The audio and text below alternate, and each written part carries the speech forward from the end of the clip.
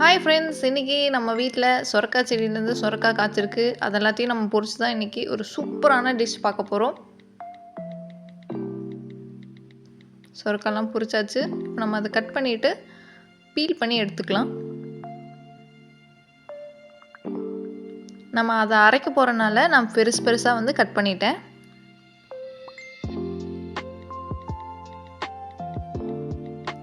அரைச்சு எடுத்துக்கலாம்.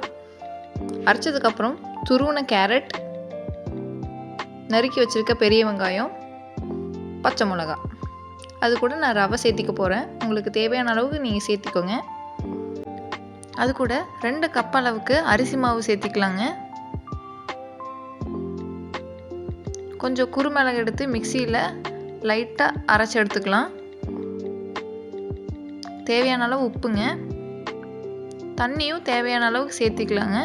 சேர்த்திட்டு நம்ம தோசை மாவு அளவுக்கு கரைச்சி எடுத்துக்கலாங்க. இப்போ ரீசெண்டாக இன்ஸ்டாகிராம்லேயும் யூடியூப்லேயும் ட்ரெண்ட் ஆகிட்டுருக்க இந்த சொரக்கா தோசை தாங்க. டேஸ்ட் வைஸ் பார்த்தீங்கன்னா ரொம்ப சூப்பராக இருக்குது. கண்டிப்பாக ட்ரை பண்ணி பாருங்கள். வேகறதுக்கு மட்டும் ஒரு 5 to 7 மினிட்ஸ் ஆகுதுங்க ஒரு தோசை வேகறதுக்கே.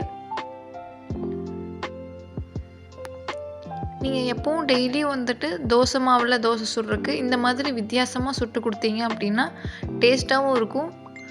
கிட்ஸ் எல்லாம் வந்து இன்ட்ரெஸ்டிங்காகவும் சாப்பிடுவாங்க.